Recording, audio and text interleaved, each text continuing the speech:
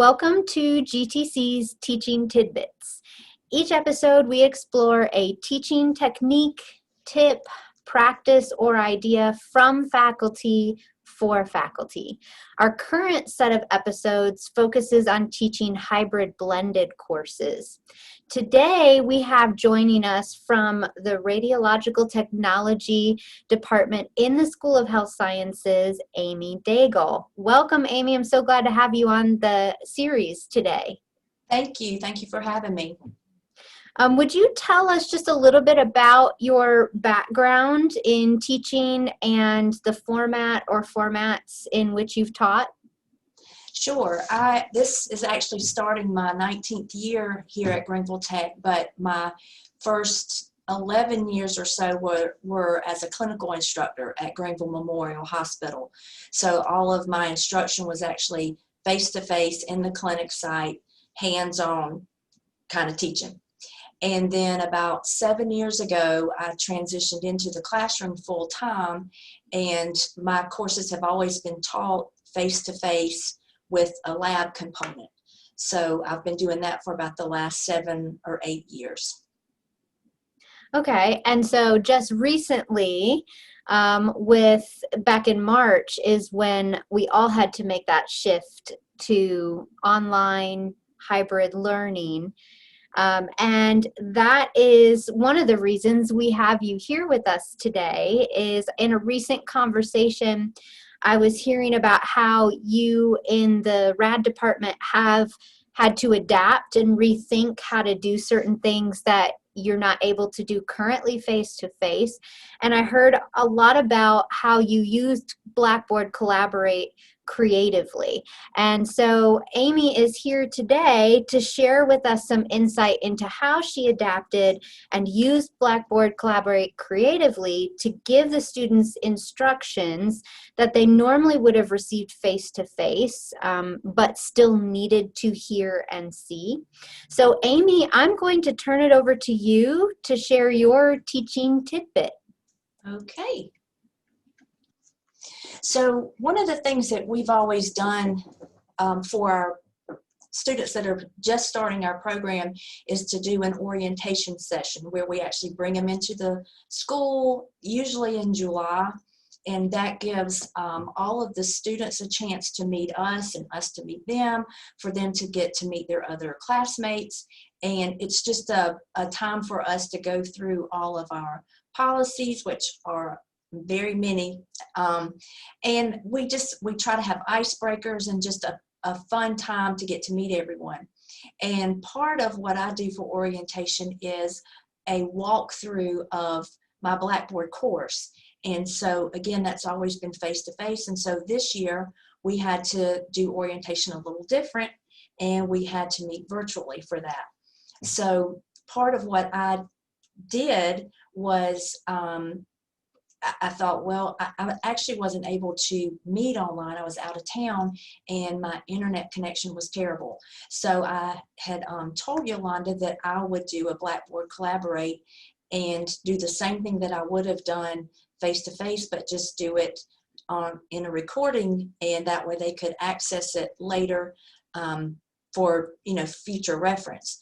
And so that's what I did, and it gave me also a chance to introduce myself to them. They could see me, and I gave them a little bit of my background. And so I would just like to show you a little bit of the video that I actually did for them. So let me get to that real quick. So you can see how I have my course set up, and in the syllabus and info tab, I have a folder called Orientation to the Course. And in this folder, they will find the learning outcomes and objectives. The link to the recording is right here. And then the soft chalk orientation lesson that I also do is here. And so I'll show you that in just a minute. But here's a link to the recording. And I'm definitely not going to play the whole thing because it's about 15 minutes long, but there are some things that I would like to just show you to highlight. So the first part is just me introducing myself here, and Hello everyone, I'm Amy Daigle and I'm going to be one of your instructors for the Imaging Fundamentals 1 and 2 courses, and I'm also going to be helping in Yolanda's labs with her positioning lab. So sorry that I missed orientation. I was on vacation and just didn't have very good internet connection. So I did want to do this. I normally do the intro. So I just introduced myself, and then what I want to do now is just fast forward a little bit to where I'm actually into the course and showing them where to find things in the course. So let me just move this up a bit so I don't, there we go. Your sections yet. So what you're going to be seeing is in my master, but will look very similar to what you will eventually be seeing once I am back to work full-time and have that ready. So when you go into your course, of course, your announcements page will populate first. And so this is where you're going to see announcements that we as instructors want to put up to make sure that you are reminded of certain things. In my course, this announcement will stay up, this Welcome to Rad 112 will stay up all of the time. So new announcements are going to appear below that line. As you can see in this announcement, hopefully I'm going to have your course available to you on August the 19th so that you can get in there and look around. But there's one thing that you will have to do before you will be able to progress through the entire course content, and I'm going to show you where you will find that. You're going to have to do an orientation to be able to get to the rest of the stuff, because I want to make sure that you know what is expected and what you're going to need to be doing for the course. And so I'm going to show you how to do that so you can get to the rest of. Okay, and so I'm going to forward just a little bit here through the first part of this. It's just not for me. So I resigned. I was going through my background for that there. and surgery on behalf of Greenville Tech to work with the students. So anyway, that's where you'll find my information in the instructor info. Under the syllabus and info, this is an important tab here. So this is where in all of your courses, of course, you're going to find the syllabus for the course and the course outline. Any of that basic information that the instructor wants you to have will be found under syllabus and info. For my course, you're going to see this folder that's called Orientation to the Course. And so when you click on that folder, you're going to see some learning outcomes and objectives for the orientation lesson. And so I just continue to go through and show them the orientation folder and how to get to the soft chalk lesson, which you can see there on the screen. And I just went through each of the different tabs that are available there and what content they would find there, and just explained that their courses should all look very similar and they should be able to find things in the same place in each of their courses. So now what I would like to do is go back and show you a little bit of the soft chalk orientation lesson. So it goes through how to do a lot of the things that are in Blackboard, like assignments. It has the links to the videos that are available through Blackboard. And so when you click on the link, for the student, it would take them directly into the lesson. And so this is what it would look like. And so I'm going to hit Start Lesson and just sort of go through a few of the pages that are in the lesson. And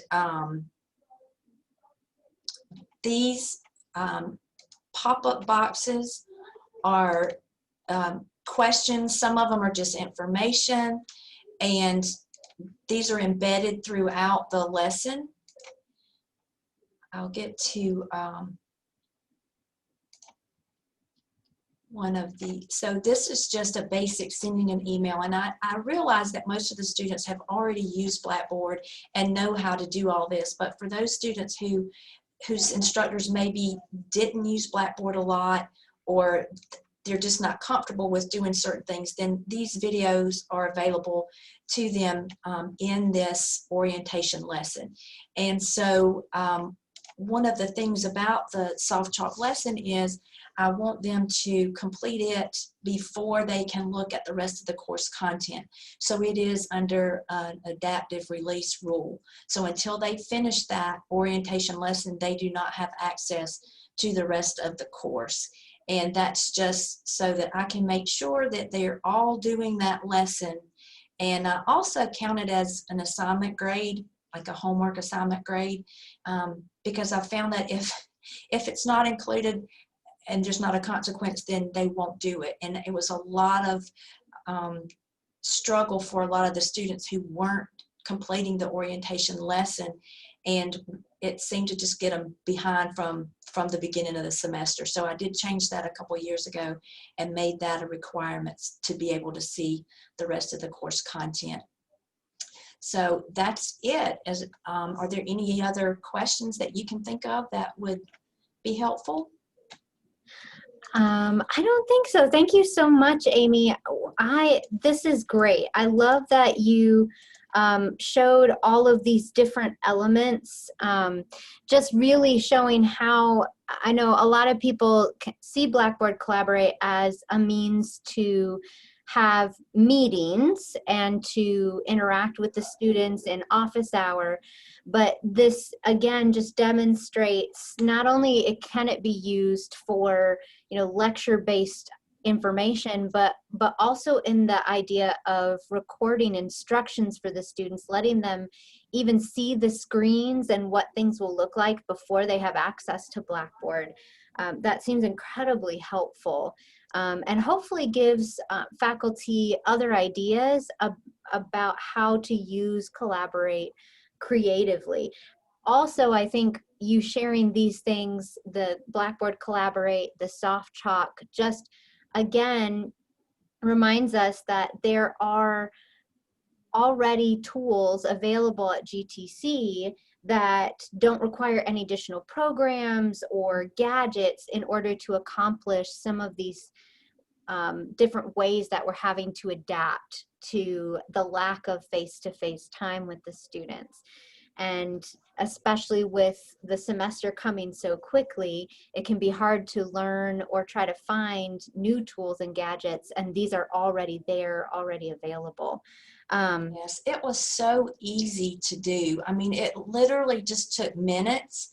And even when things get back to normal, whatever normal may be, I'm going to continue to do this. I think that it's very beneficial for them to have access to be able to listen to the recording again, because one thing we used to do the orientation in July, and so you're talking about, you know, 4 or 5 weeks in between the time that classes start, and they don't remember. They're getting so much information that day from us that they don't remember what we said. And so to have this, and I send it out in email early and said, hey, please respond to me after you watch it. And it's interesting to see how many are checking their emails already. So I will continue to do it. It's super easy, and I think it's very beneficial to the students. Yeah. And I love that you mentioned just the fact that they can go back and watch it again. And since it comes so early, I think that's just a wonderful idea where they can go back and replay or look for certain segments that they didn't quite remember but can refresh their memories on. So that's such a helpful tool. I really appreciate you sharing that today with me and with the faculty who will be watching the series. Yes, thank you so much for asking me. Yeah. If you want to continue the conversation with Amy, you are welcome to email her at amy.daigle@gvltec.edu. If you have questions you'd like answered or specific topics that you'd like to see covered in the video series, please send me an email and let me know at rachel.cobb@gvltec.edu. And as always, if you have a teaching tidbit worth sharing or know someone who does, please let me know. I'd love to have you share on the series.